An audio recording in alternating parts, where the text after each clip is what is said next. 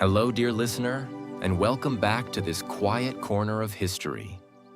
Before we begin our journey tonight, I want to take a moment to greet you wherever you are in the world. Whether you are lying in the dark with your eyes already growing heavy, or sitting somewhere warm and still with the sounds of the night just outside your window, I am so glad you chose to spend this hour here. If you would like, leave a comment and tell me where in the world you are listening from and what time of night it is for you right now. I always love to see how far and wide this community of quiet history lovers stretches across the globe. And if this kind of slow, immersive journey through the past is something you enjoy, please do consider subscribing so you never miss another evening like this one. But now, let the world outside begin to soften. Let whatever concerns the day has left with you loosen their grip just slightly, just enough. Let your breathing find its own unhurried rhythm. And come with me, back through time, back across the centuries, to a small and rocky peninsula in the eastern Mediterranean, where the olive trees grow on silver hillsides, and the sea is impossibly blue, and the air smells of salt and thyme, and the particular dust of a civilization in the middle of discovering what it means to think. We are going to ancient Greece tonight, and we are going to meet, one by one, the extraordinary and often deeply peculiar men who decided, somewhere between the 7th and 4th centuries before the Common Era, that the most important thing a human being could do with their time on Earth was to sit very still and think very carefully about absolutely everything. They were called philosophers. The word itself comes from the Greek, philos meaning loving, and sophia meaning wisdom. Lovers of wisdom. It is a beautiful phrase, and it describes something real about these men. They did love wisdom, with an intensity and a dedication that seems almost incomprehensible from our modern vantage point.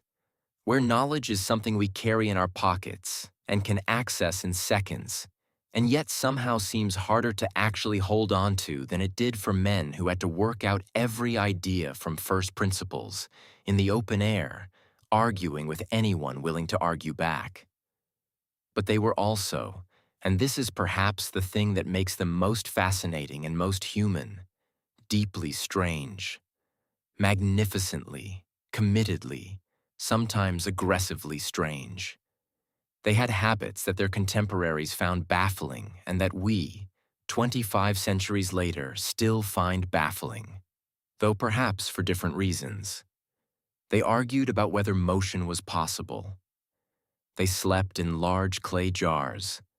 They refused to eat beans with a seriousness that bordered on the religious. They walked barefoot through snow while appearing to enjoy it. They were found by their students standing motionless in one place for an entire day and night, apparently lost in thought, apparently indifferent to the cold, apparently unaware that the rest of the world was continuing without them. Tonight we are going to walk among them. We are going to sit in their schools and listen at the edges of their conversations. We are going to follow them through the dusty streets of Athens and along the colonnades of their academies and up into the hills, where some of them retreated to think in the particular silence that hills provide. And as we go, the stories of their strange lives and their extraordinary minds will carry you, I hope, gently and gradually toward sleep. The city of Athens in the 5th century before the Common Era was about the size of a modern small town by population, somewhere between 30 and 50,000 free citizens, plus slaves and foreigners and women who were not counted in the political census, but whose presence shaped the city as surely as any law or monument. It was not the largest city in the ancient world. Babylon had been larger. Memphis had been larger. But Athens was, in a particular and historically unprecedented way, alive with a kind of intellectual energy that no previous city had ever quite generated, and that very few cities since have managed to sustain. Part of this was political. Athens had, by the 5th century, developed a system of government it called democratia, the rule of the people, which was deeply imperfect by any modern standard, but which was revolutionary in its context, in the idea that ordinary citizens had the right and the obligation to participate in the decisions that govern their lives. This political experiment created a culture of argument, of public debate, of the careful examination of competing claims that turned out to be an extraordinary environment for the development of philosophy. Part of it was also wealth. Athens had silver mines at Laurion, worked by slaves under conditions of extraordinary brutality, and the silver funded a navy that won the Persian Wars and an empire that brought tribute from across the Aegean. And some of that wealth built the Parthenon and funded the festivals where the great tragedies were performed, and created enough leisure for enough people that some of them could spend their time doing nothing more productive than thinking about the nature of reality. And part of it was simply accident. The right people happened to be alive at the same time, in the same city, under conditions that made their particular genius possible. Philosophy might have happened somewhere else, and in some form it had.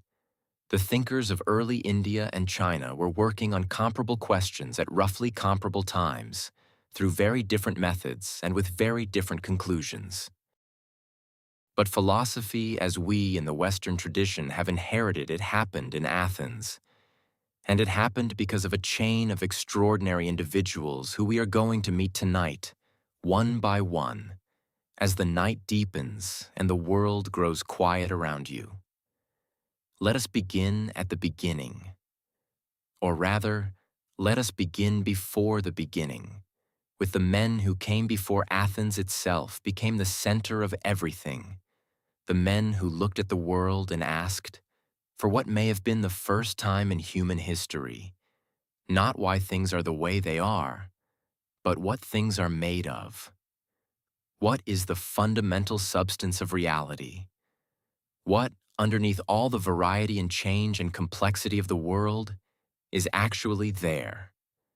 These men are called the pre-Socratics, a label that tells you only that they came before Socrates and nothing else about them, which is a slight injustice since several of them were at least as interesting as Socrates himself.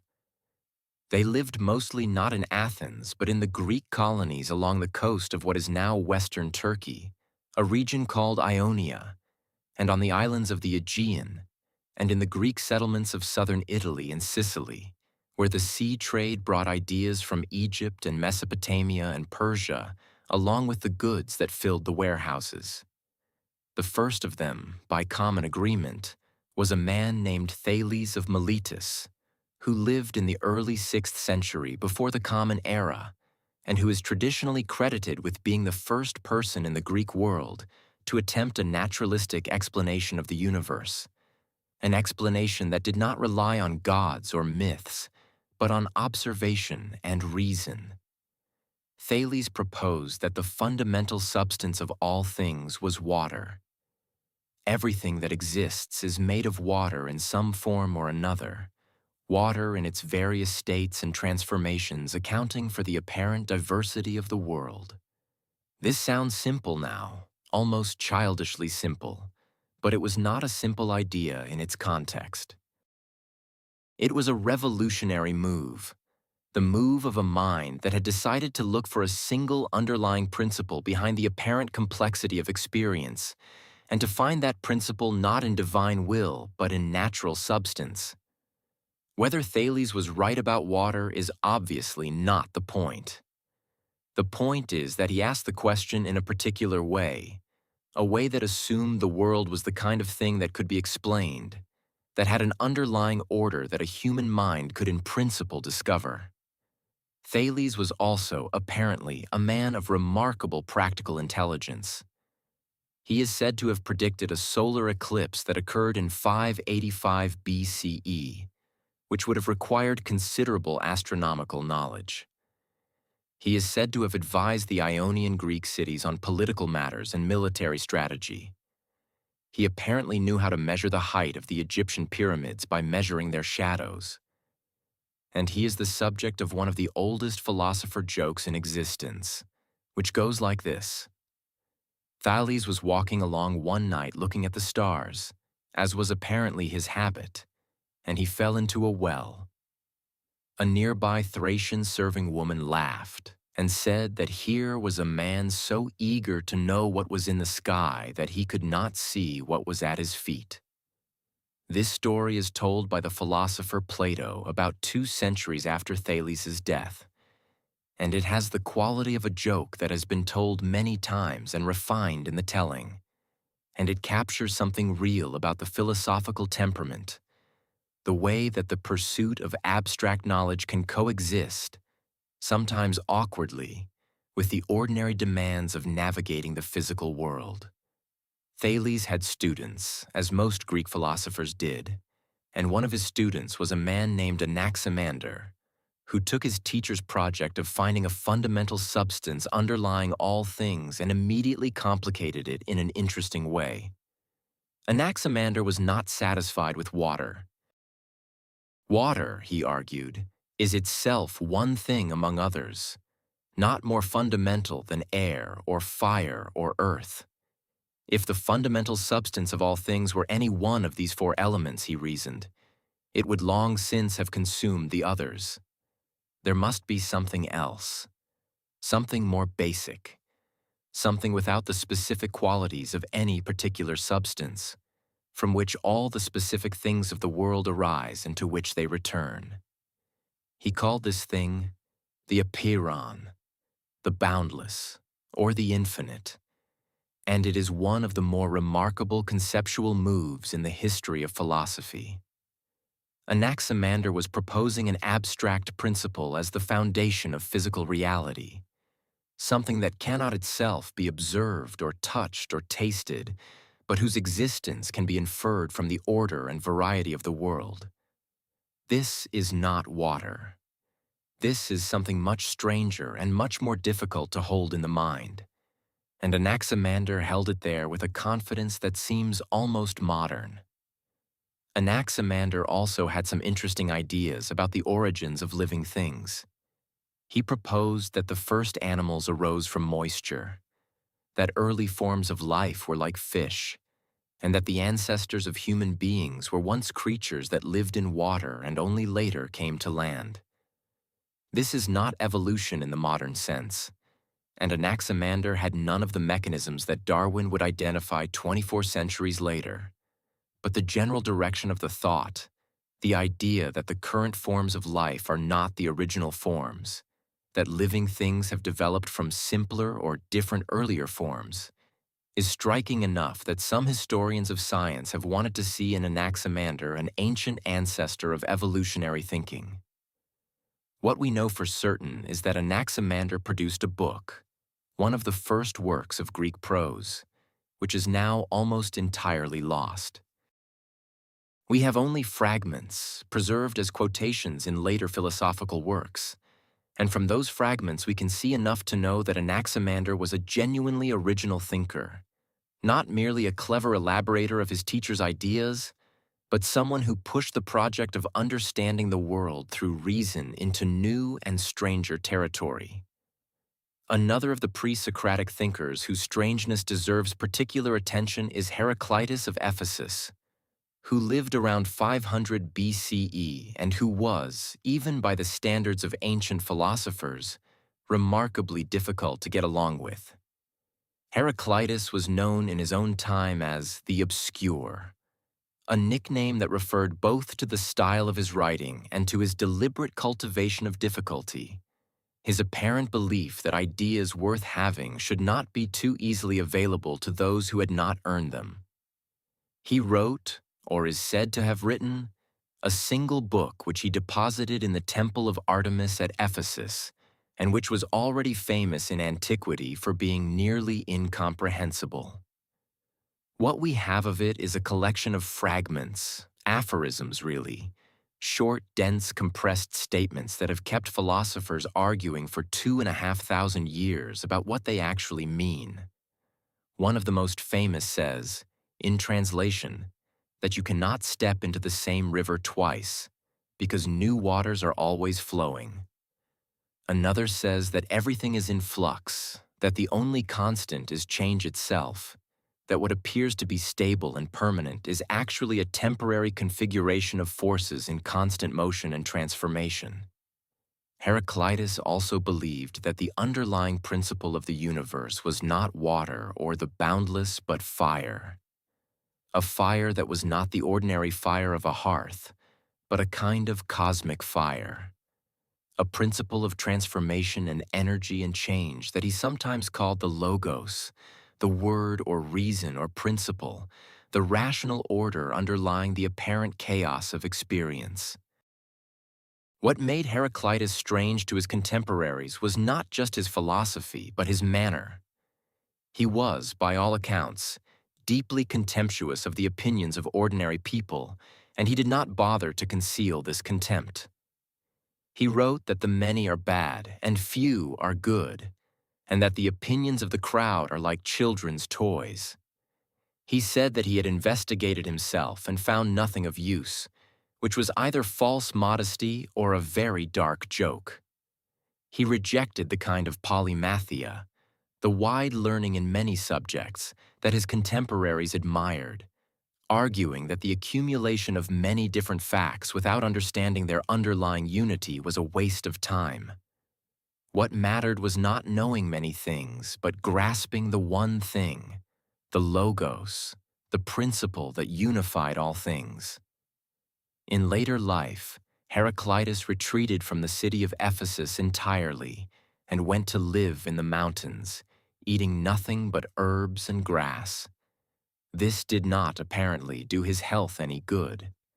He developed edema, a condition in which fluid accumulates in the body and tissues swell, and he went to the local doctors and asked them, in his characteristically indirect way, whether they could turn a flood into a drought.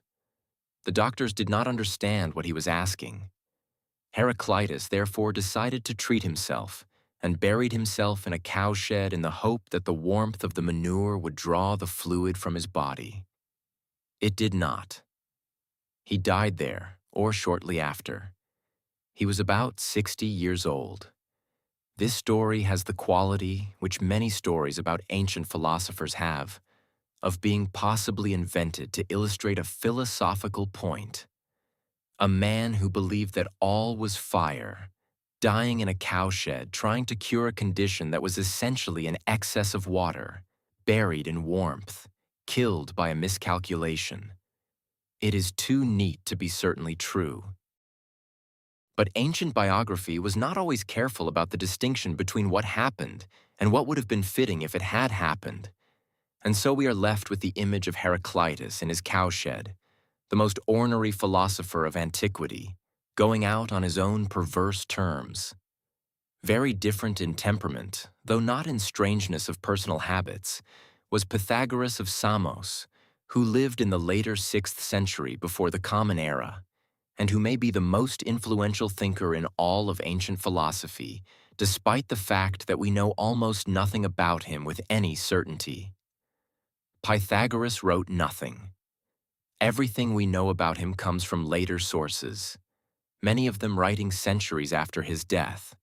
And these sources disagree about almost everything, including the most basic biographical facts. What seems reasonably certain is that Pythagoras was born on the island of Samos, traveled extensively in Egypt and Mesopotamia and perhaps further, and eventually settled in Croton in southern Italy, where he founded a community of followers that was something between a philosophical school, a religious brotherhood, and a political organization. This community had strict rules, practiced a kind of communal life, and was devoted to the pursuit of mathematical and philosophical knowledge as a form of spiritual practice. The Pythagoreans believed that the fundamental nature of reality was mathematical. That number was the first principle of all things, that the relationships between numbers explained the relationships between things in the world. This was in part inspired by the discovery, traditionally attributed to Pythagoras himself, though this is disputed, that musical harmonies correspond to simple numerical ratios. The octave is a ratio of 2 to 1. The perfect fifth is 3 to 2. The perfect fourth is 4 to 3. The discovery that something as qualitative and experiential as musical beauty could be expressed in purely quantitative terms was, for the Pythagoreans, a revelation of the deepest kind about the nature of the world. The Pythagoreans also believed in the transmigration of souls, the idea that the soul survives death and is reborn in a new body, sometimes a human body and sometimes the body of an animal. This belief had profound practical consequences for how they lived. They were vegetarians, or at least they refused to eat certain animals, because any animal might contain the soul of someone you had known and loved. They were forbidden to wear clothing made of wool for related reasons. And they were, with remarkable seriousness and for reasons that have never been entirely satisfactorily explained, forbidden to eat beans. The bean prohibition is one of the most famous and most puzzling elements of Pythagorean practice. Multiple ancient sources confirm it. Various explanations have been offered, ancient and modern. Some sources say that beans were associated with the dead, that they were thought to contain the souls of the departed, that eating them was therefore a form of cannibalism of the most spiritually dangerous kind. Others suggest that the prohibition was related to the flatulence that beans produce, which was considered undignified or spiritually polluting. Others have proposed modern medical explanations, noting that Pythagoras may have suffered from favism, a hereditary condition common in the Mediterranean that causes severe reactions to fava beans, and that he generalized his own medical prohibition into a universal rule. Whatever the reason, the prohibition was taken seriously. There is a story, which may be legendary but which was widely told in antiquity, that Pythagoras himself died in part because of his refusal to cross a field of beans. He was fleeing from enemies who wished to kill him, and he came to a field of beans in flower, and he stopped at the edge of the field rather than cross it, and his pursuers caught him there. Whether this is true or not, the story captures something real about the Pythagorean commitment to their rules, the willingness to accept consequences rather than violate a prohibition that seemed, to outsiders, almost incomprehensibly arbitrary. Pythagoras was also said to have a golden thigh, a mark of divine origin that he occasionally displayed to prove his special status. He was said to have been seen in 2 places at the same time. He was said to have predicted earthquakes, to have calmed storms, to have spoken to rivers, which answered him back. These stories accumulated around him the way they always accumulate around figures who become legendary. And by the time the sources we have were writing, distinguishing the historical Pythagoras from the mythological one had become essentially impossible.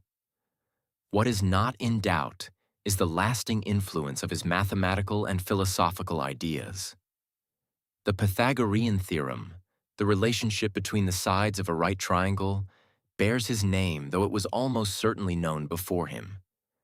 More importantly, the idea that mathematical relationships underlie physical reality, that the language of the universe is fundamentally quantitative, runs directly from Pythagoras through Plato to Galileo and Newton and Einstein, and to the physicists of our own time who describe subatomic particles with equations that have no images, only numbers. From the mathematical mysticism of the Pythagoreans, let us move to the opposite pole of ancient Greek philosophy, to the absolute materialism of a man named Democritus of Abdera, who lived in the later 5th century before the Common Era, and who proposed one of the most astonishing ideas in the history of human thought.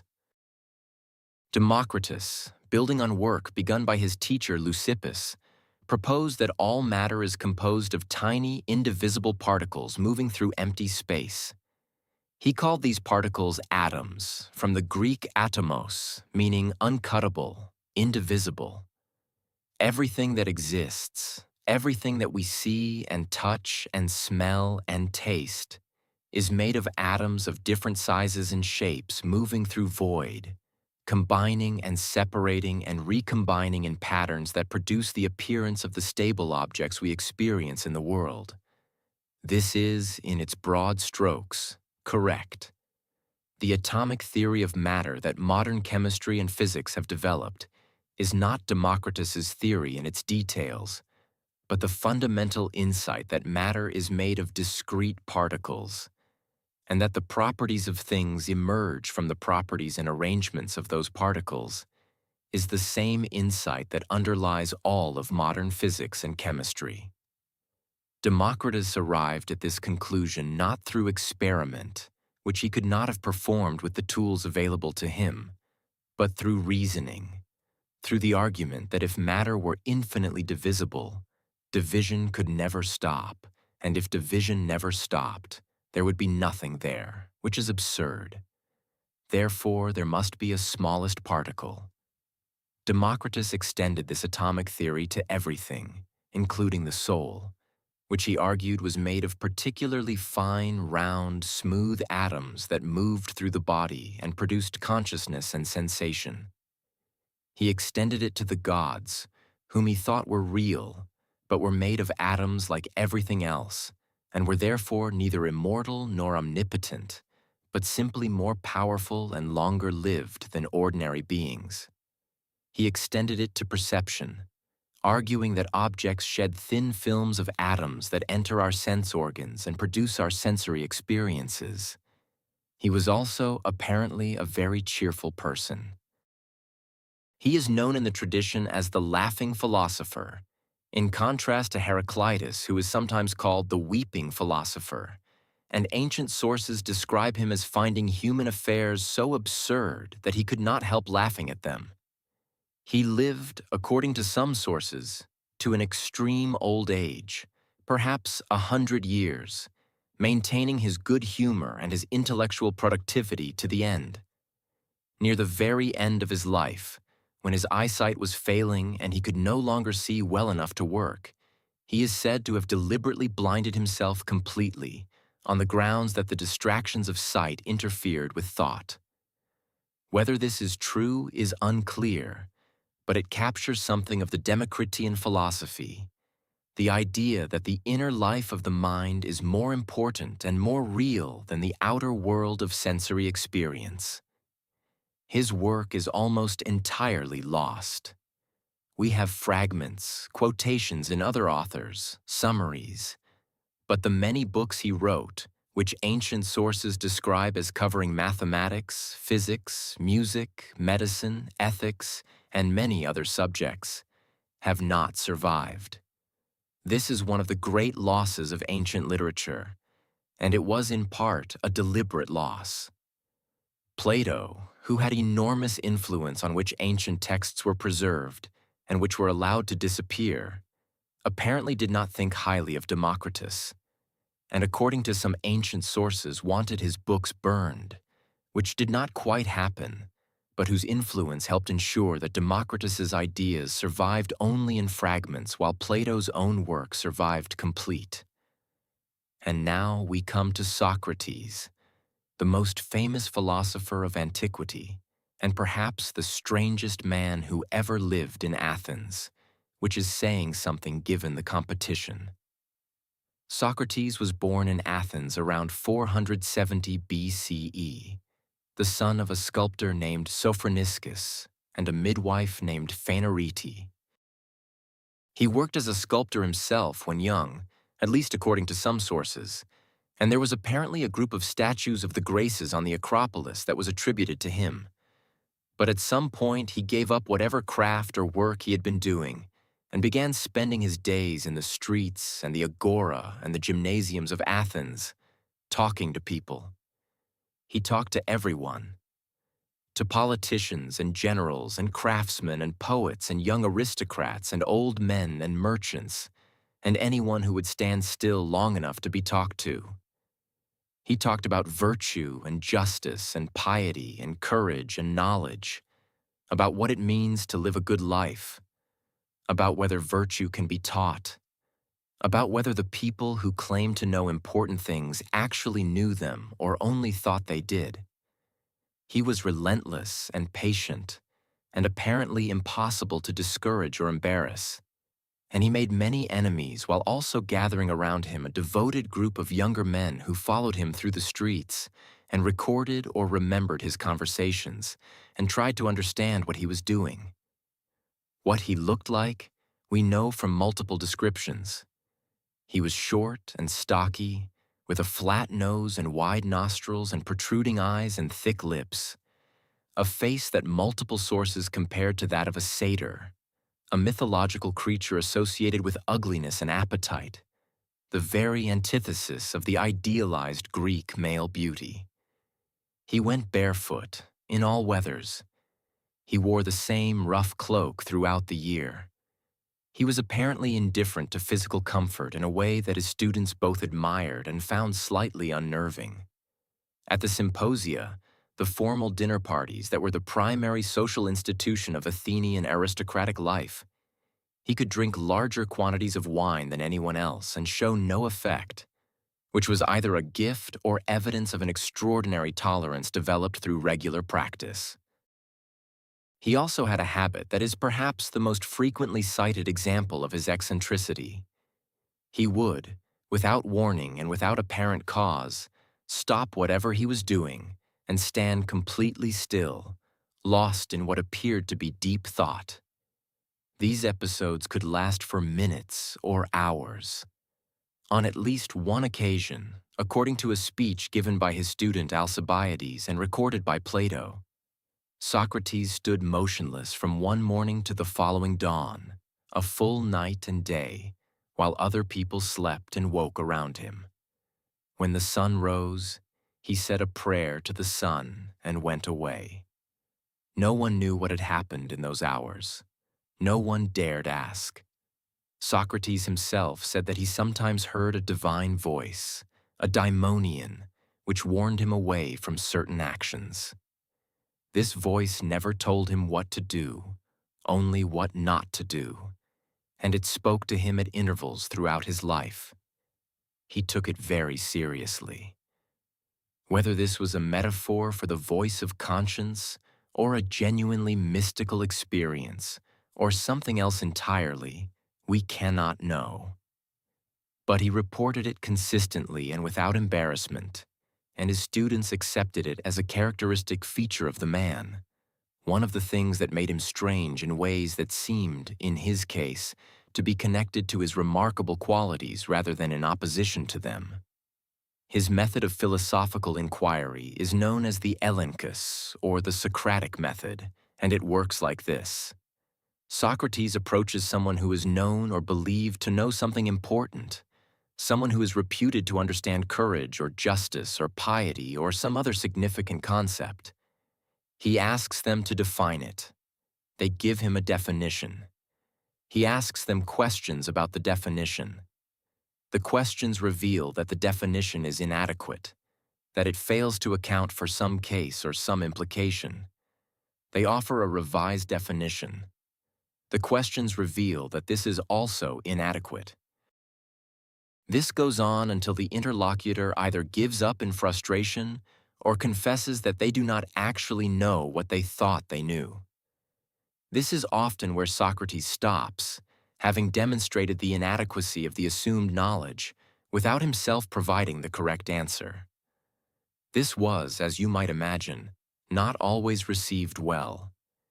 People do not generally enjoy being shown in public that they do not know what they thought they knew, especially when they are men of standing and reputation, and the demonstration is being witnessed by their students and friends and rivals.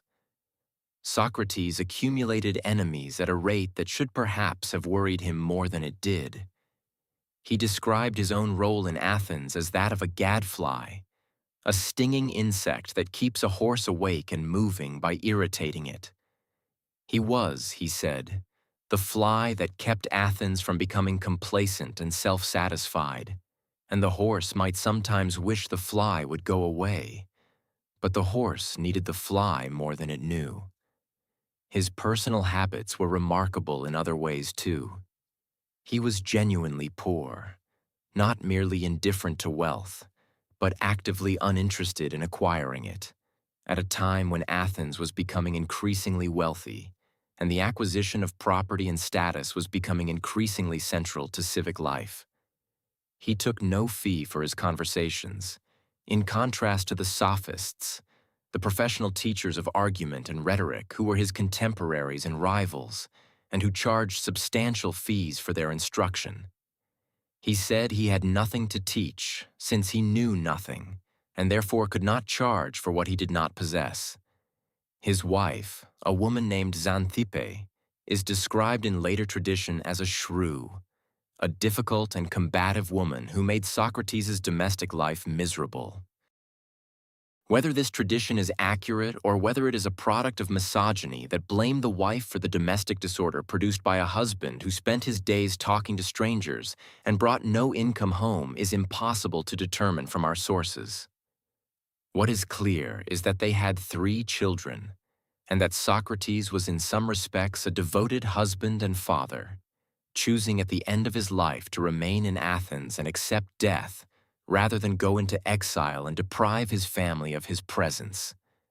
Because Socrates was tried and executed.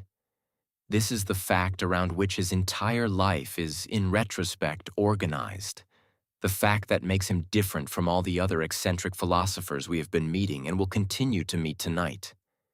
In 399 BCE, when Socrates was about 70 years old, he was charged by 3 Athenian citizens with impiety toward the gods of the city and with corrupting the youth of Athens.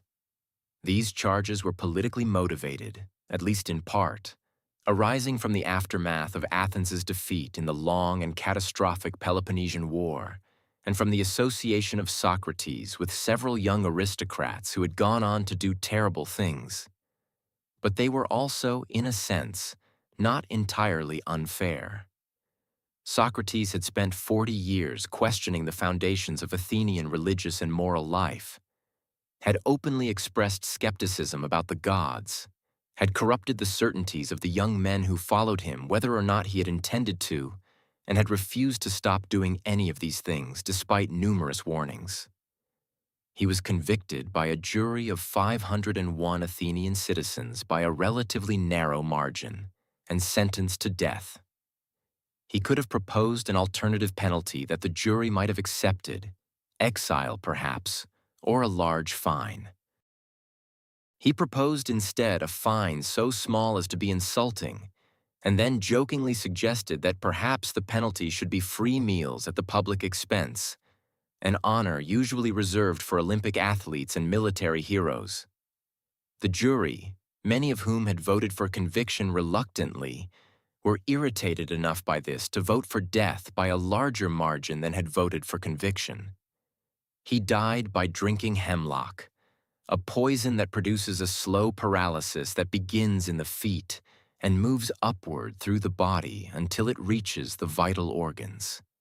He died in the company of his friends and students, in a philosophical conversation that Plato recorded in the Phaedo, talking about the soul and about whether death was something to be feared. He was, by all accounts, entirely calm. His students wept. He told them not to. He took the cup of poison and drank it without hesitation, continued walking until his legs grew too heavy, lay down when his physician Crito asked him to, and died while the conversation about the immortality of the soul was still going on. He left no writings. Everything we know about him comes from others, primarily Plato, whose dialogues are our main source and who was both a devoted student and a brilliant literary artist, which means that the Socrates of the Platonic dialogues may be substantially different from the historical Socrates, and may in places be a literary creation through whom Plato expressed his own philosophical views. This problem, the Socratic problem as philosophers call it, has been debated for centuries without resolution. The real Socrates is, in a sense, permanently behind the text, glimpsed but never quite seen. From Socrates we move, naturally and inevitably, to Plato, who was his student and who is, in terms of direct and lasting influence on Western thought, arguably the most important philosopher who ever lived. Alfred North Whitehead, the 20th century philosopher and mathematician, famously said that all of Western philosophy is a series of footnotes to Plato, which is an exaggeration, but not as large an exaggeration as one might wish. Plato was born in Athens around 428 BCE into an aristocratic family with connections to the city's most powerful political circles. He was, by all accounts, intellectually gifted from an early age, with abilities in mathematics and music and wrestling as well as philosophy, and he was apparently something of a poet before he met Socrates, at which point he burned his poems and devoted himself entirely to philosophy. The story of the burning poems is probably not literally true, but captures something real about the transformative effect Socrates had on those who came under his influence. He traveled after Socrates' death, spending time in Megara with another of Socrates' students named Euclid, and later in southern Italy and Sicily, where he encountered Pythagorean thinkers whose mathematical approach to philosophy had a profound effect on his own developing thought. He attempted, during his time in Sicily, to influence the politics of the Syracusan court, advising the tyrant Dionysius I, who eventually had him sold into slavery. He was ransomed by friends and returned to Athens, where he founded the Academy, the first institution of higher learning in the Western world, on a piece of land outside the city walls sacred to the hero Academus. The Academy was not simply a school in the modern sense. It was a community, like the Pythagorean Brotherhood that had clearly influenced it, where people lived and worked and argued together over many years. Students came from across the Greek world. One of them, who arrived as a 17-year-old from Macedonia and stayed for 20 years, was Aristotle, about whom we will have much to say in a moment. The Academy continued operating for 9 centuries after Plato's death, until the Byzantine Emperor Justinian closed it in 529 CE as part of his campaign to suppress paganism. What Plato actually looked like is interesting because he was apparently very large and physically imposing. His name, Plato, is actually a nickname meaning broad or wide, possibly a reference to his shoulders, given to him by his wrestling instructor. His given name was Aristocles, after his grandfather. He was a successful wrestler, which is perhaps surprising for someone we think of primarily as a thinker, but the ancient Greeks did not make the same distinction between physical and intellectual culture that we sometimes do. Plato's philosophy is vast and complex and has been argued over for 2,500 years, and we cannot do it justice in a single evening. But certain central ideas are worth lingering over because they are ideas that have shaped the way educated people in the Western tradition have thought about reality ever since. The most important of these is the theory of forms. Plato observed that when we talk about particular beautiful things, particular just actions, particular equal quantities, we seem to be appealing to standards of beauty or justice or equality that are not themselves any of the particular things we are discussing. When you look at 2 stones of equal weight, the equality you are perceiving is not in either stone. It is something that the stones participate in or resemble, something that exists independently of either stone and that would continue to exist even if both stones were destroyed. Plato proposed that these abstract standards, these universals, have their own existence in a realm that is more real than the physical world we perceive with our senses. He called them forms, or ideas, and he argued that the physical world we inhabit is a kind of shadow or copy of this more real world of forms. He illustrated this idea with one of the most famous metaphors in the history of philosophy, the allegory of the cave. Imagine, he said, a group of prisoners who have lived their entire lives chained in a cave, facing a wall. Behind them is a fire, and between the fire and the prisoners are objects that cast shadows on the wall. The prisoners, having never seen anything else, take these shadows to be the whole of reality. They name the shadows and argue about them and have elaborate theories about which shadow will appear next. If one of the prisoners were to be freed and let out of the cave, the initial experience of real light would be blinding and painful. The real objects that had cast the shadows would seem less real than the shadows at first, because the prisoner's eyes are accustomed to the dim. But gradually, as his eyes adjusted, he would understand that the shadows were copies of real objects, and the real objects were illuminated by the sun, and the sun itself was the source of all visibility and truth. This is what philosophical education is, Plato argued. A turning of the mind from shadows to reality, from appearances to forms, from opinion to knowledge. It is a painful and disorienting process.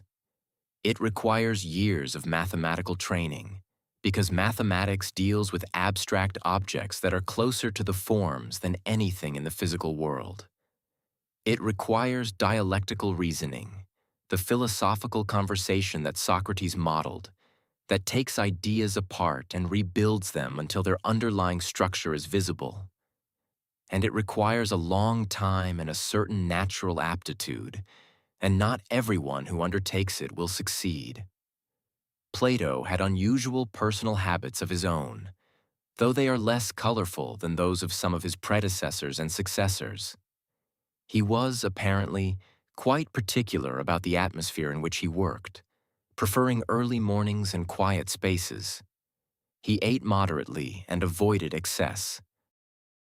He never married, so far as we know, and there is ancient speculation, though it is ancient and unreliable, that his deepest attachments were to men, specifically to young men, which was not unusual in the context of Athenian aristocratic culture where relationships between older and younger men were an accepted social institution.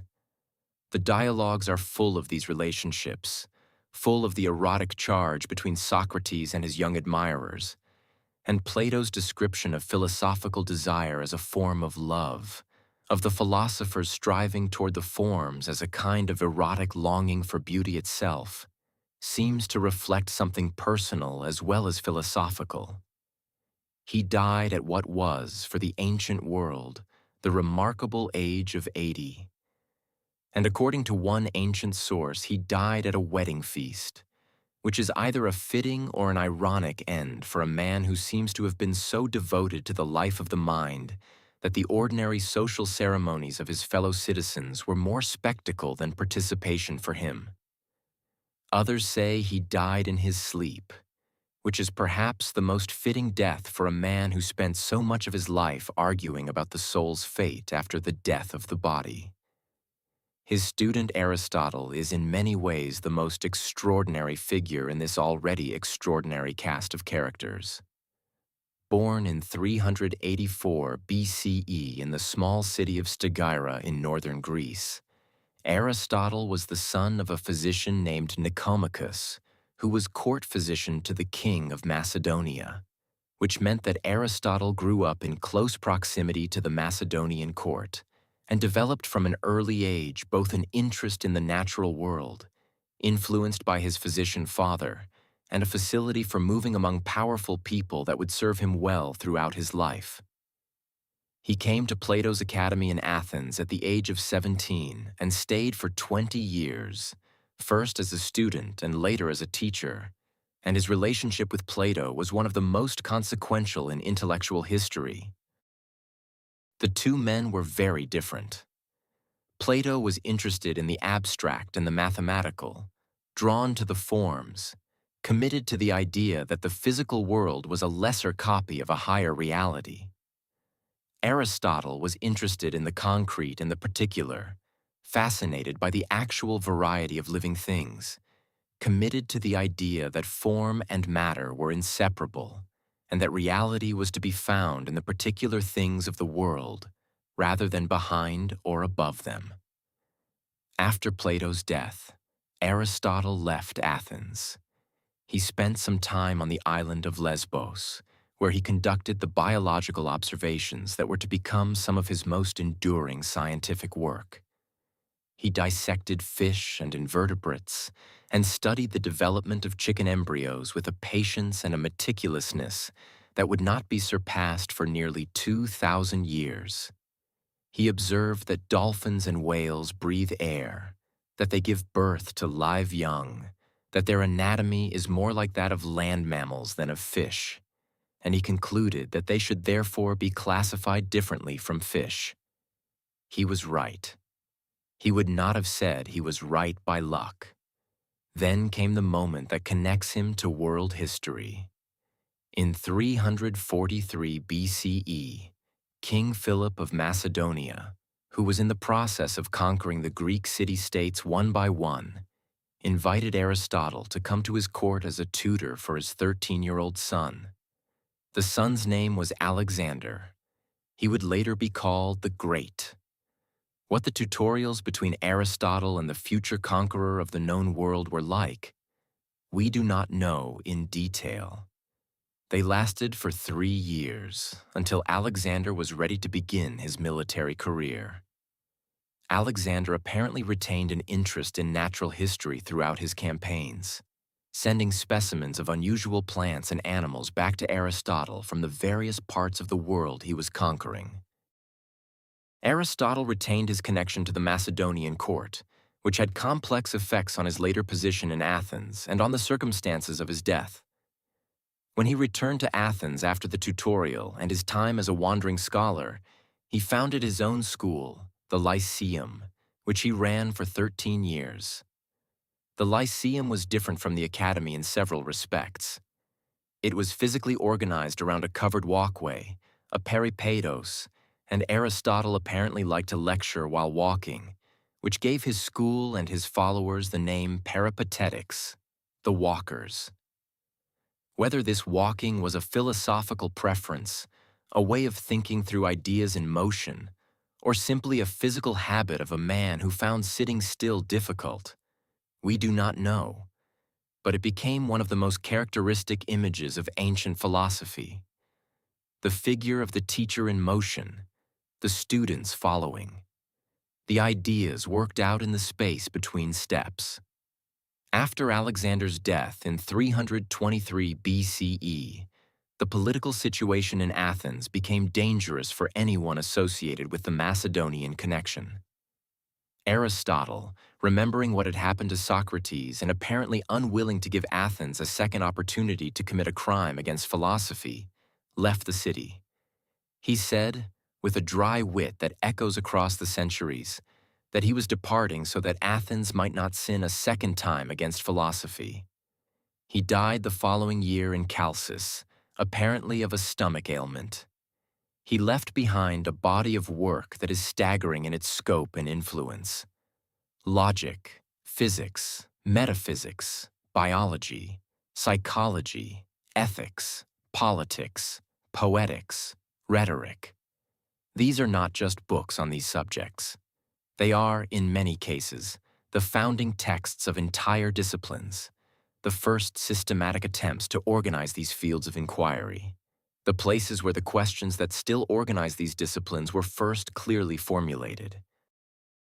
The medieval Islamic scholars who preserved and translated his work called him simply the first teacher.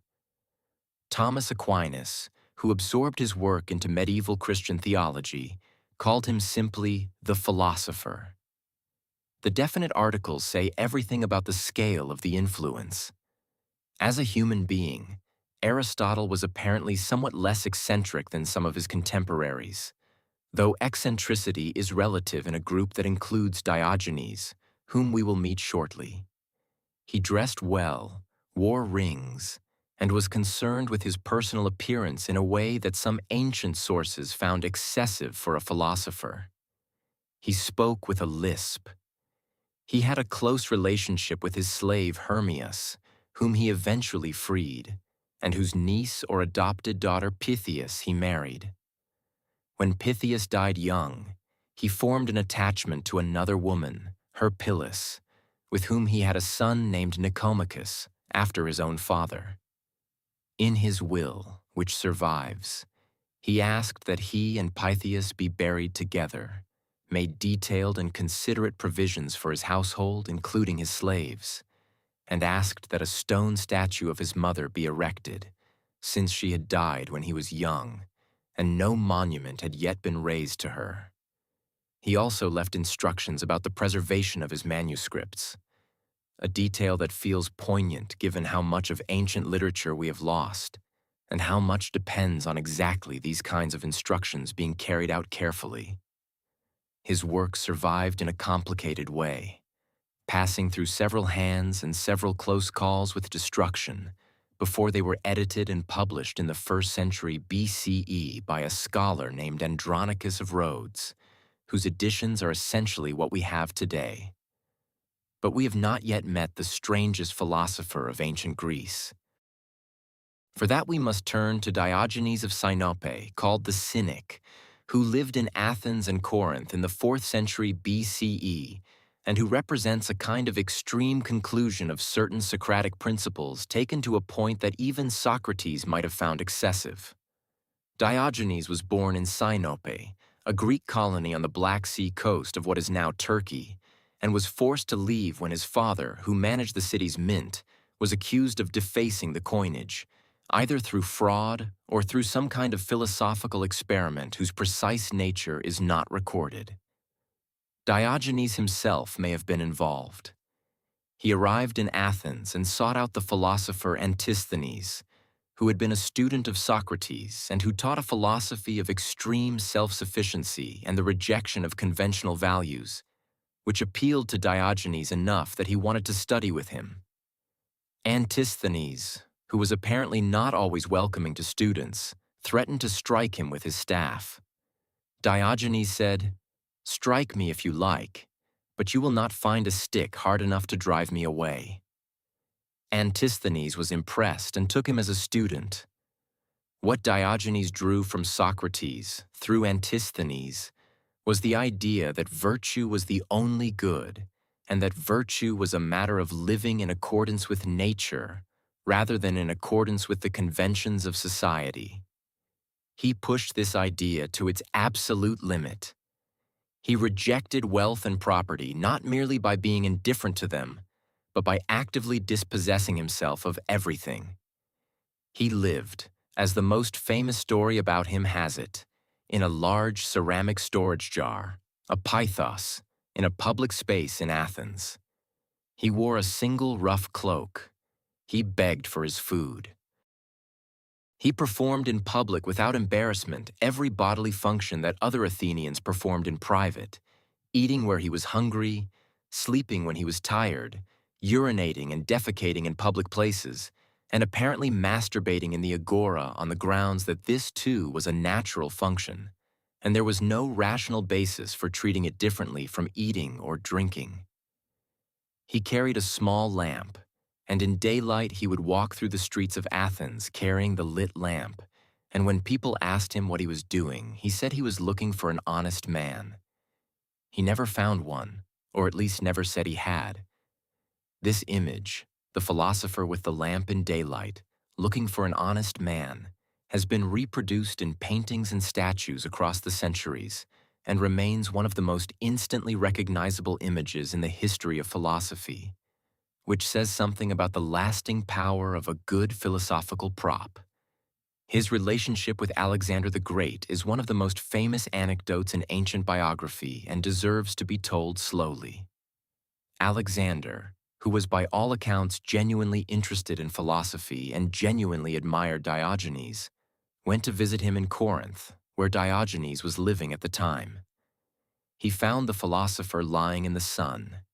He stood over him and said that he was Alexander the Great, king of Macedonia, conqueror of the Greeks, and that he would grant Diogenes any wish he cared to name. Diogenes looked up at him and said, "Stand a little out of my sun." Alexander reportedly found this so impressive that he said to his companions afterward that if he were not Alexander, he would wish to be Diogenes. Whether this exchange actually took place as reported, we cannot know. But it captures something essential about the Cynics, the way their philosophy produced a kind of fearlessness before power and convention, a willingness to say the obvious and inconvenient thing that conventional social life requires us to suppress, that commands a certain admiration even when it makes us uncomfortable. Diogenes, living in his jar, begging, offending everyone, claiming that he was the freest man in Athens because he had no possessions that could be taken from him and no desires that society could use to manipulate him, is a disturbing and fascinating figure precisely because there is a level at which his argument is not easy to refute. He died, according to various ancient sources, at the age of about 90, and the manner of his death is given differently by different sources, which probably means no one really knew. Some say he held his breath voluntarily. Some say he ate a raw octopus. Some say he was bitten by a dog. He had in life compared himself to a dog, and the word cynic itself comes from the Greek word for dog, cynos, either because the Cynics lived like dogs, or because Antisthenes taught near a gymnasium called the White Dog, or both. A death by dog bite would therefore have had, for Diogenes, a certain philosophical coherence. He had asked, according to one source, that his body be thrown outside the city walls without burial, so that the beasts might feed on it. When his friends objected that he would not feel the indignity, he said that in that case he would like a stick placed nearby so that he could drive the beasts away. When they pointed out that he would not feel anything and could not drive anything away, he said, "Well then, what harm can the beasts do me?" His friends apparently buried him anyway.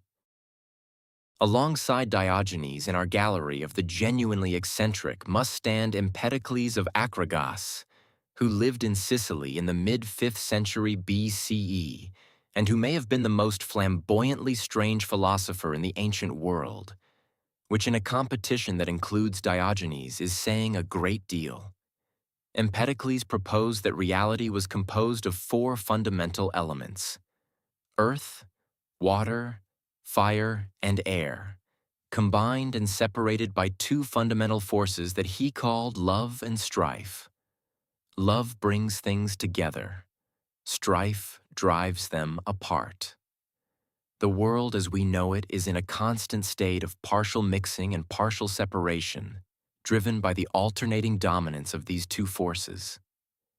This framework was not Empedocles' strangest contribution to ancient thought. His strangest contribution may have been his approach to his own status. Empedocles believed, or at least claimed to believe, that he was a god. Not a mortal philosopher who had particularly good ideas, but an immortal divine being who had been sent to earth as a kind of punishment or exile from a higher realm. He dressed in elaborate purple robes and wore a garland of gold and bronze. He traveled through the cities of Sicily with a retinue of followers, crowds gathering around him to receive cures for diseases, oracles, and general divine attention. He was also, apparently, a genuinely effective physician, or at least healer, and he performed what his contemporaries regarded as miracles. He stopped a plague in the city of Selinus by draining the stagnant water of 2 rivers that were infecting the water supply, either through genuine understanding of the relationship between stagnant water and disease or through luck. He revived a woman who had been apparently dead for 30 days, which suggests either that the woman was not actually dead, or that the story grew in the telling, or that Empedocles had some knowledge of rare medical conditions that could produce death-like states. His death is the most spectacular death in ancient philosophy, and that too is saying something. According to a tradition reported by multiple ancient sources, Empedocles ended his life by leaping into the crater of Mount Etna. The volcano, he apparently reasoned, was appropriate. If he was indeed a god, the fire would not harm him and he would disappear mysteriously, confirming his divine status. If he was a mortal, Well, the fire would take care of that too. A single bronze sandal was found at the edge of the crater, which was taken as evidence that this story, however unlikely, had some basis in reality. Or someone had lost a sandal near Etna, which also seems possible. The philosopher Lucretius, writing 4 centuries later, takes Empedocles entirely seriously as a scientist and poet. And it is true that Empedocles' framework of 4 elements and 2 forces had enormous influence on ancient and medieval science, persisting in medical theory through the concept of the 4 humors, and in natural philosophy through the Renaissance. The absurdity of his personal behavior does not seem to have diminished the influence of his ideas, which is perhaps itself a philosophical lesson about the separability of the person from the work. From the volcanic exit of Empedocles, let us drift toward the calmer waters of Epicurus, who lived from 341 to 270 BCE, and whose philosophy has been so badly misunderstood by subsequent centuries that it deserves careful treatment. Epicurus founded a school in Athens called the Garden, a private space outside the city where he lived with his students, and where they pursued together what he called the pleasurable life, which turns out to be nothing like what the modern word Epicurean might suggest. The Epicurean philosophy is based on the insight that the good life is the pleasurable life. But Epicurus defined pleasure in a way that surprised and still surprises people. The highest pleasure, he argued, is not the pleasure of eating elaborate meals or drinking expensive wine or having many sexual partners. These pleasures are transient and are typically followed by discomfort, either physical or social, that outweighs them.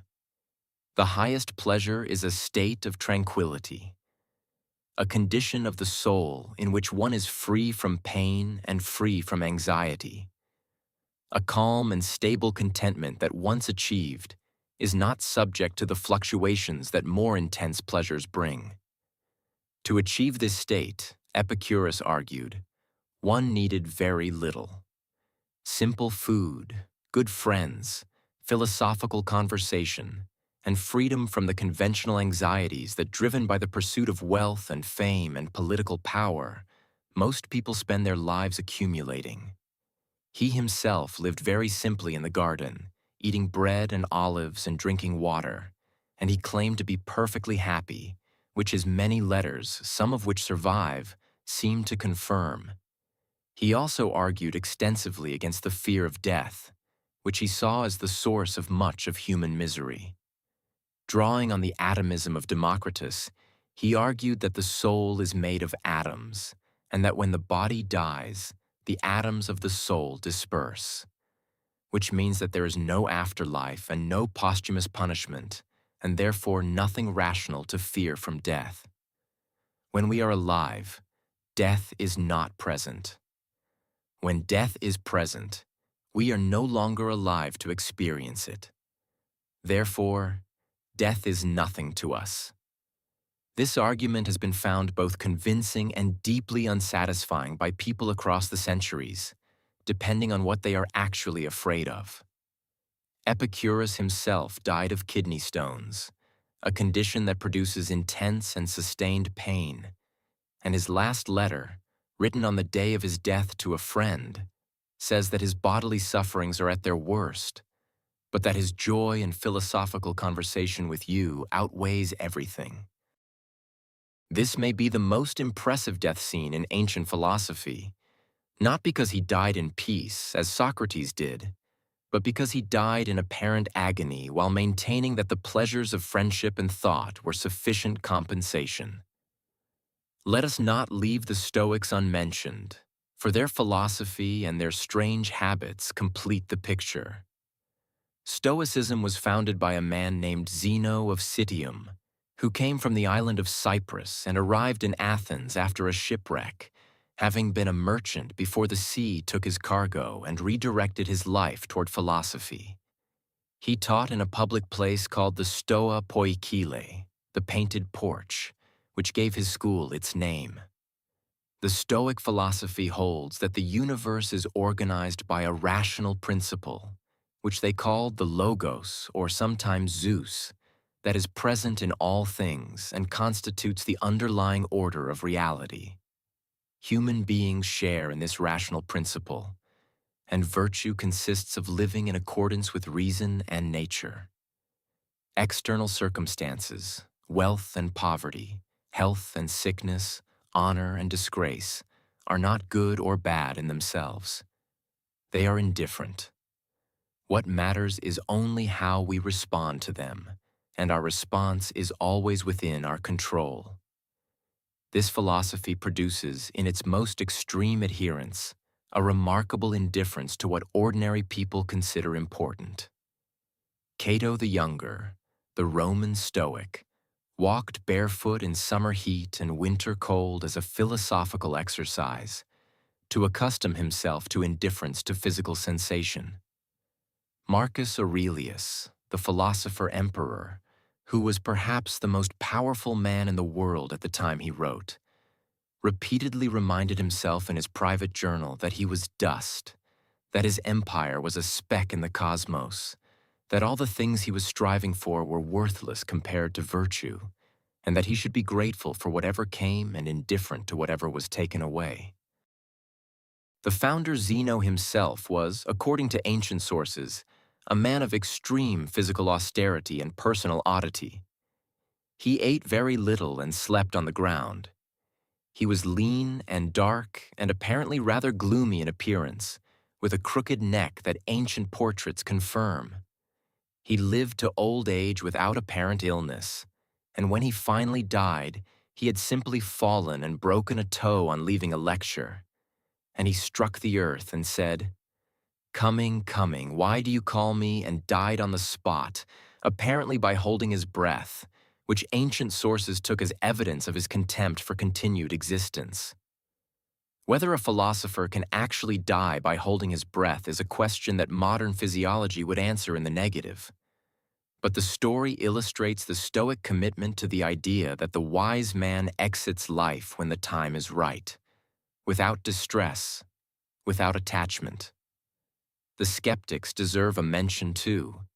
Those philosophers who took the reasonable starting point that human perceptions and reasoning are fallible and drew from it the conclusion that we should suspend judgment about all matters, making no claims about the nature of reality at all.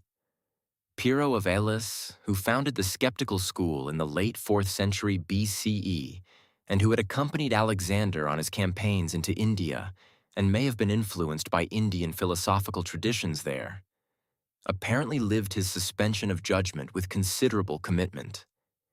He reportedly walked in the direction he was already walking regardless of what was in his way, trusting his friends to steer him away from cliffs and oncoming traffic. He showed no reaction to danger or to pain. He was once found, according to tradition, conversing calmly with a corpse, having apparently not noticed that his interlocutor had died during the conversation. Whether these stories are true or invented to illustrate a philosophical position, they capture something real about the skeptical temperament, the logical extremism that tends to result when intelligent people follow ideas to their conclusions regardless of practical inconvenience. If you genuinely cannot know which actions are better than others, then the only consistent course is to act randomly or to act by habit or convention, since no rational grounds for preference can be established. Pyrrho seems to have chosen habit and convention, which is not a very exciting philosophical conclusion but is at least survivable. The diversity of ancient Greek philosophy is, in the end, one of its most striking features. These men disagreed about almost everything, about what the world is made of, about whether the world can be known at all, about whether pleasure is the good or virtue is the good or neither, about whether the soul is immortal or mortal, about whether the gods exist, and if so, whether they care about human affairs, about whether conventional morality is worth following or an obstacle to the good life, about whether the city is the natural home of human beings or a constraint to be escaped. They argued with each other in person and in writing across generations, and the arguments were sometimes vicious. Plato and Democritus apparently detested each other, and Plato's failure to mention Democritus in any of his dialogues, despite their obvious intellectual relevance, has been attributed to this personal hostility. Aristotle disagreed with Plato on fundamental issues while acknowledging his debt to him. The Stoics and the Epicureans argued across centuries as their schools competed for students and influence. And yet, from this disagreement emerged something remarkable. A tradition of rigorous intellectual inquiry, of following arguments wherever they led, of taking ideas seriously enough to structure one's entire life around them, of dying for them if necessary, that has shaped the way educated people in the Western tradition have thought about the world ever since. The questions they were asking: what is the good life? What is the nature of reality? What can we know? How should we treat each other? What is the self?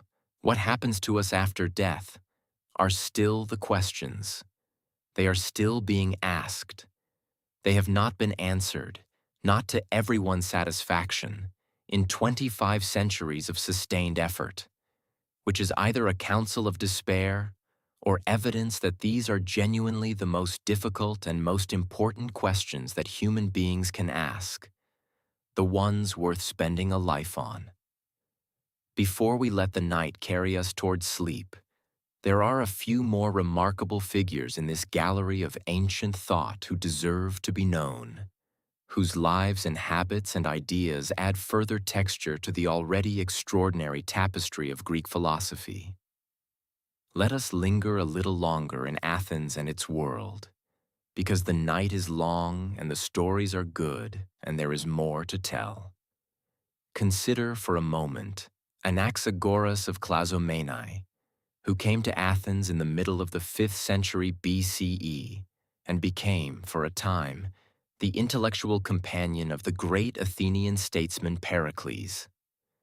Anaxagoras was the first philosopher to live in Athens itself, as distinct from the various Greek colonial cities where most of the pre-Socratics had worked. And his arrival in the city marks a kind of watershed in the history of philosophy, the moment when the serious intellectual activity that had been happening on the margins of the Greek world moved into its center. Anaxagoras's philosophical position was in some ways the most radical of all the pre-Socratics. He argued that in the beginning all things were mixed together in an infinite, undifferentiated mass, and that the universe as we know it came to be through a process of separation set in motion by a single principle that he called nous, which means mind or intelligence. The nous was not itself a god in the traditional sense, not a being with desires and plans and personal involvement in human affairs, but a kind of universal intelligence, pure and unmixed, that set the cosmic rotation in motion and sustained it. Everything else was produced by the rotation and separation that followed. One of the most interesting applications of this framework was his account of the heavenly bodies. Anaxagoras argued that the sun was not a god, as Greek religion held, but a hot stone, roughly the size of the Peloponnese. He argued that the moon had mountains and valleys and was inhabited.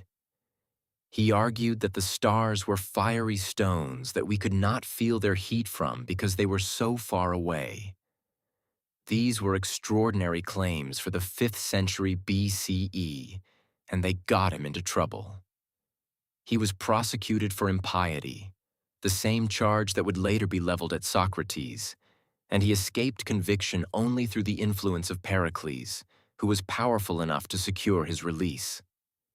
Anaxagoras left Athens and retired to Lampsacus in Asia Minor, where he spent his remaining years in philosophical reflection.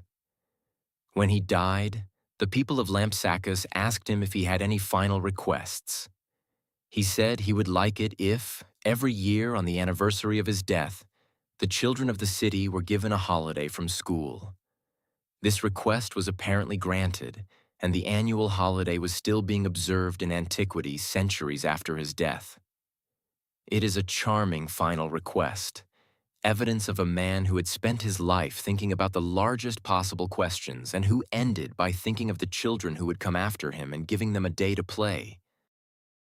No less remarkable is the figure of Zeno of Elea, who should not be confused with Zeno of Citium, who founded the Stoics.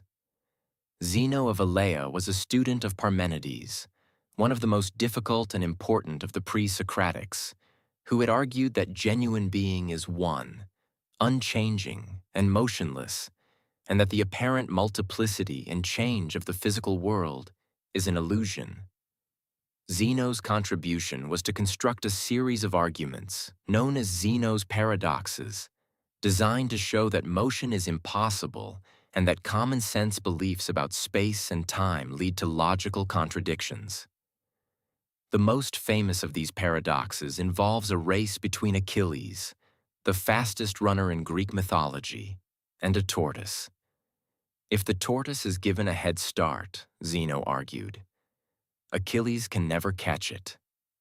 By the time Achilles reaches the point where the tortoise started, the tortoise has moved a little further ahead. By the time Achilles reaches that point, the tortoise has moved a little further still.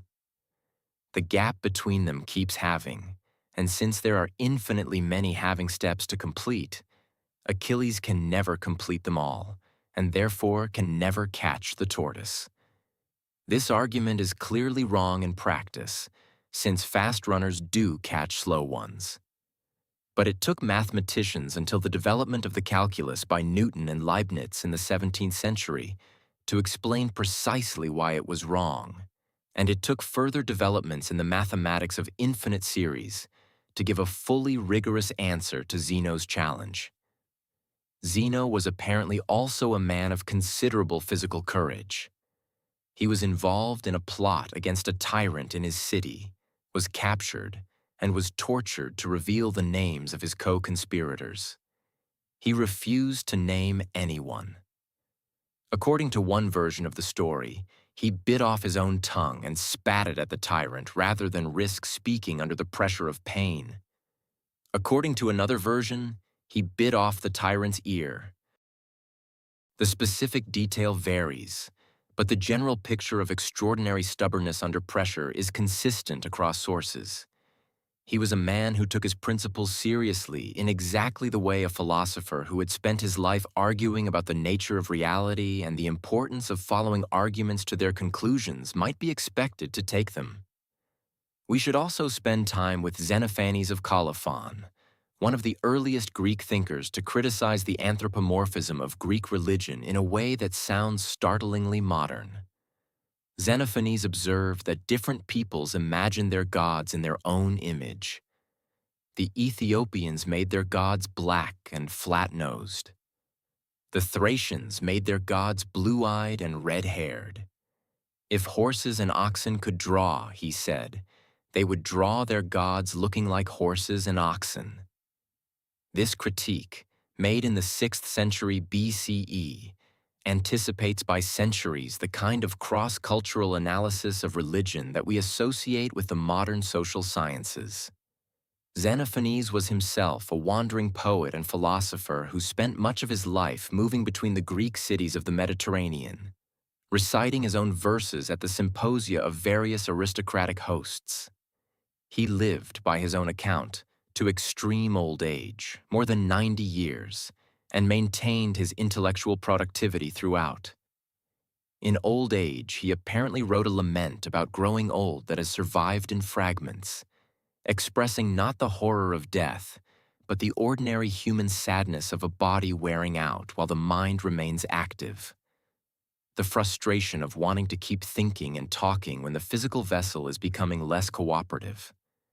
He also had opinions about proper behavior at symposia, the evening drinking parties that were the main social institution of Greek aristocratic life. He thought that people should drink moderately, that the conversation should be intelligent and not focused on stories of violence or warfare, that the portions of wine should be small, and that the guests should be ready to go home at a reasonable hour. He wrote about this in verse, apparently from experience, and one imagines him at various symposia around the Mediterranean, a very old man with very definite ideas about how the evening should be conducted, moderating the wine and steering the conversation back toward philosophy every time it drifted toward less serious subjects. Anaxarchus was another philosopher worth knowing, a student of Democritus's tradition who accompanied Alexander on his campaigns into Asia. He was known as the happy man for his evident contentment under all circumstances, and he was famous for his equanimity, his refusal to be disturbed by fortune good or bad. This equanimity was tested in the most extreme possible way at the end of his life. He fell into the power of a tyrant named Nicocreon, who had a personal grudge against him, who had him pounded to death in a stone mortar. As he was being pounded, Anaxarchus reportedly said, "Pound away, pound the sack of Anaxarchus. You are not pounding Anaxarchus himself." The distinction between the body being destroyed and the philosophical person that inhabited it was apparently available to him even in those circumstances. Whether this was genuine equanimity or simply the last resource of a man who had nothing else, we cannot know, but the courage implied is real regardless. The Cyrenaic philosophers, who came from the city of Cyrene in what is now Libya, and who were roughly contemporary with Epicurus, though they drew different conclusions from similar premises, deserve a place in our evening too. They were founded by a man named Aristippus, who had been a student of Socrates, which tells you something about how radically divergent paths can lead from the same starting point. Where Epicurus argued that the highest pleasure was tranquility, freedom from pain and anxiety, Aristippus argued that the highest pleasure was bodily pleasure, immediate and intense sensory experience, and that the wise man should pursue it wherever it could be found. Aristippus was apparently very good at this. He lived at the court of Dionysius, the tyrant of Syracuse, and enjoyed the luxuries that court life provided, which was the kind of thing that made more austere philosophers like Diogenes of Sinope deeply contemptuous. Diogenes once said to him that if Aristippus could learn to live on vegetables, he would not need to flatter tyrants. Aristippus replied that if Diogenes could learn to live with people, he would not need to eat vegetables. Both of these retorts are good, which is perhaps the most that can be said about either philosophical position. Aristippus's granddaughter, also named Aristippus, carried the Cyrenaic philosophy to an interesting extreme. She taught that the only thing any person can know is their own immediate experience. The external world, if it exists, is unknowable. Even other people are unknowable. We can know only the stream of our own sensations, and wisdom consists in managing that stream as skillfully as possible. This position, which anticipates certain strands of modern philosophy by 23 centuries, was called by ancient commentators the most radical skepticism available to a human being while still being able to get out of bed in the morning. The later Cynics, the followers of Diogenes, carried his philosophy into the Hellenistic world that followed Alexander's conquests and the transformation of the Mediterranean into a Greek-speaking cultural zone. Crates of Thebes was one of the most important of these later Cynics, and he is notable in part because he was a wealthy man who chose to become poor, selling his considerable estate and distributing the proceeds among his fellow citizens, which was an unusual move in a philosophical tradition that often criticized wealth without actually giving it away. Crates was also notable for his relationship with a woman named Hipparchia of Maronea, who was the only woman philosopher of the Hellenistic world whose name and work have been preserved in any detail. Hipparchia came from a good family, encountered Crates when he came to dine at her parents' house, fell in love with his philosophy and apparently with him, and informed her parents that she intended to marry him. They objected strenuously. She threatened to kill herself if they did not consent. Crates himself came to her and explained, as gently as he could, exactly what life with him would involve. A rough cloak, a beggar's bag, a life of philosophical poverty and public contempt. She was not deterred. They were married, and they lived together as cynics, wearing the same rough clothing, sleeping in the same public places, arguing philosophy together in the streets and the Stoa, which was entirely unprecedented. Hipparchia wrote philosophical works, which have not survived except in fragments and references. She engaged in philosophical debate at public events in a way that shocked some of her contemporaries, who felt that a woman's presence at such events was inappropriate.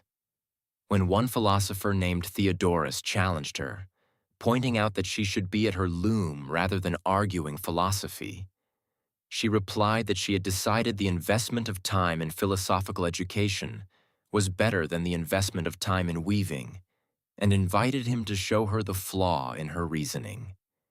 He apparently could not, which according to our source left him at a considerable disadvantage. The academy that Plato founded did not, after his death, immediately become the institution of Platonic philosophy that his legacy might suggest. It went through several phases and under different leaders developed in quite different directions.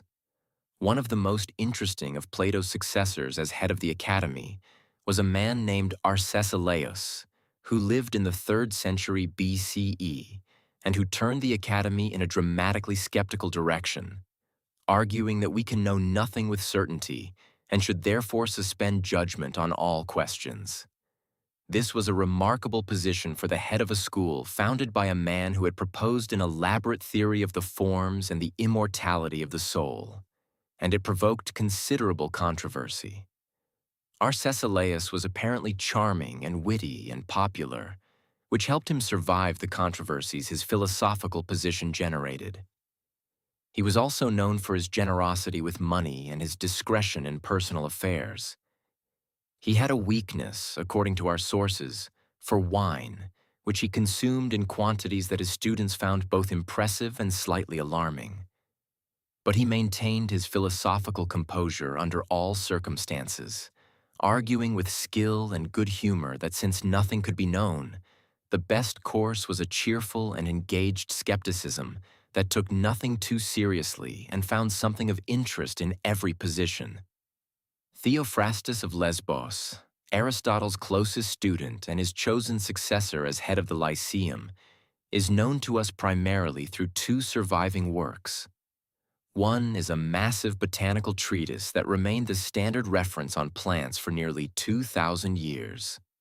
The other is a short book of character sketches called The Characters, which describes 30 different personality types that Theophrastus apparently observed among his Athenian contemporaries, and which is one of the most vivid and entertaining glimpses we have of ordinary Athenian life. Among the types he describes is the boaster, who invents large business deals and military exploits to impress people at dinner parties, and is always on the point of making a fortune or winning a great battle that somehow never quite materializes. There is the flatterer, who follows the rich around agreeing with everything they say and telling their children they look exactly like their father, which is a compliment regardless of how the father actually looks. There is the penurious man, who is so careful with money that he will not let his cook taste the food she is preparing, and who puts the wrong date on his bottles of wine so he can keep drinking from them longer than propriety would allow. These types are so recognizable across 23 centuries that they produce in the modern reader a strange feeling of vertigo, the sense that the specific texture of human social life has remained remarkably constant, even as everything else has changed.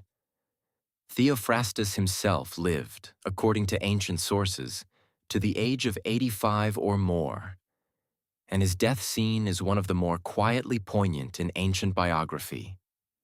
His last words, as reported, were regret that life is so short, because just when a person begins to understand something properly, it is time to die.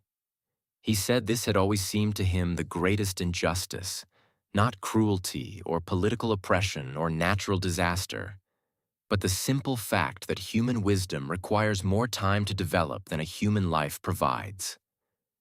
Then he died. There is, in the whole extraordinary story of ancient Greek philosophy, a recurring theme of the relationship between the philosophical life and the political life, between the pursuit of wisdom and the exercise of power. Plato went to Syracuse twice more after his first disastrous visit, convinced that he could turn a tyrant into a philosopher king, convinced that if only the right person with the right ideas could gain political power, the ideal city he had described in the Republic might actually be built. Both subsequent visits were also disasters, in different ways. The tyrant, Dionysius II, was not uninterested in philosophy, but was not capable of the sustained, rigorous discipline that Plato required, and the political situation around the court made everything complicated. Plato left each time disappointed, and the philosopher king remained what it had always been, a thought experiment rather than an achieved reality. Aristotle's relationship with Alexander raises similar questions. Here was the most powerful man in the world, trained by the greatest philosopher of his age. Alexander clearly retained intellectual interests throughout his campaigns. He slept with a copy of Homer under his pillow, along with his dagger. He was genuinely curious about the peoples and plants and animals of the regions he conquered. He sent specimens to Aristotle. He founded libraries. He seems to have engaged in something like philosophical discussion at his court. And yet the empire he built was built on conquest and violence, and the philosopher who had trained him cannot have felt entirely comfortable with all that followed from his education. These tensions between philosophy and power, between the life of contemplation and the demands of action, between the ideal world of the philosopher's imagination and the actual world in which people must live and die and make choices under pressure, are not tensions that ancient philosophy resolved. They are tensions that are still with us, that appear in every political philosophy course taught today, that come up every time a person of serious intellectual conviction finds themselves in a position of practical power and discovers that the world does not arrange itself according to their ideas about it. Perhaps that is part of why these philosophers remain compelling. Even strange ones who slept in jars and refused to eat beans and walked barefoot through snow and stood motionless for entire days, apparently talking to no one. They were grappling with the same problems we are grappling with, in conditions that were in many ways worse and in some ways more honest, without the cushion of technology and comfort that allows modern people to go through entire lives without confronting the basic questions. What is this life for? What do I know? How should I live? What happens when it ends? These questions do not yield to being ignored. They accumulate quietly in the margins of busy lives and come forward in the still hours, in the dark before sleep, in the particular quality of silence that descends when the noise of the day has finally stopped. This is perhaps why philosophical thinking feels, at its best, like a form of rest. Not rest from difficulty, but rest in it. The rest that comes from stopping to look at the difficulty clearly, from giving it the full attention it deserves rather than hurrying past, from sitting with the question rather than demanding the answer immediately. The ancient philosophers sat with their questions for lifetimes. They sat with them barefoot in winter and in jars in summer and in volcanic landscapes in Sicily and in the colonnades of Athens while the city moved around them. And the questions remained questions. But the sitting with them was itself, they seemed to believe, a form of the good life. The night outside your window is the same night that fell on Athens, on the Academy, on the Lyceum, on the jar of Diogenes, on the workshops of the potters who made the cups for the symposia where the ideas were argued about. The same sky that Thales fell looking at. The same stars that Pythagoras tried to hear. The same dark that Socrates walked home through, barefoot, already thinking about the next conversation. There is one more thing worth saying before the night takes us fully. The ancient Greeks had a word, eudaimonia, that is usually translated as happiness, but the translation is inadequate. Eudaimonia means something more like flourishing, like being fully what you are, like living in accordance with your deepest nature and doing it well. It was the goal that almost every ancient philosopher, despite their profound disagreements about what it consisted of, agreed that a human life should aim for. Not pleasure alone, not power, not fame, not even virtue in isolation, but the whole lived experience of being genuinely and completely human, with all the complexity and difficulty and beauty that entails. The philosophers we have met tonight pursued eudaimonia in very different ways. Socrates found it in questioning. Diogenes found it in stripping away everything unnecessary until what remained was essential.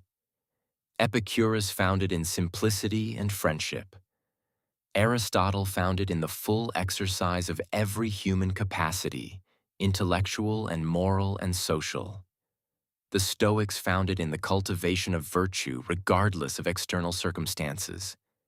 None of them found it easily, and none of them found it perfectly because they were human and the human condition does not permit perfection.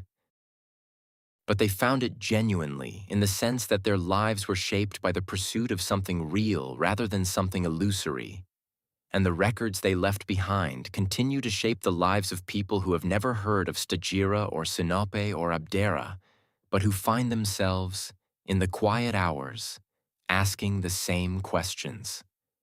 And you are here, in the quiet, drifting toward the same sleep that took all of them in the end. The great thinkers and the ordinary people who argued with them, and the kings who tried to use them, and the tyrants who tried to silence them, and the students who sat at their feet and tried to understand what they were saying. All of them eventually came to the dark, and the dark was patient, as it always is, as it is tonight. The philosophers we have met tonight would have had different views about which of those interpretations is correct. Diogenes, lying in his jar, would probably have laughed at both.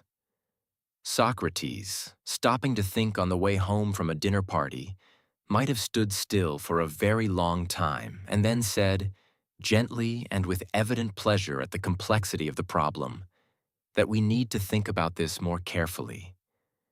And with that thought, dear listener, we have come to the end of our evening in ancient Greece. I hope that these stories of extraordinary minds and strange lives have given you something to carry gently into sleep, something to dream about, perhaps. The streets of Athens in the early morning, before the heat comes, when the shadows are long and the light is clear, and a barefoot man in a rough cloak is already walking, already thinking, already asking the next question. The academy is quiet now. The Lyceum is empty.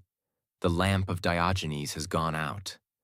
The stars above Athens are the same stars that Thales fell into a well watching, the same stars that Pythagoras tried to hear music in, the same stars that Aristotle catalogued and Epicurus said were made of atoms, and the Stoics said expressed the logos. They are still there, and you are here, warm and safe and drifting, on a planet that these men never fully understood but spent their lives trying to. Good night. Sleep well. And sweet dreams. From the oldest and strangest conversation in the history of the world.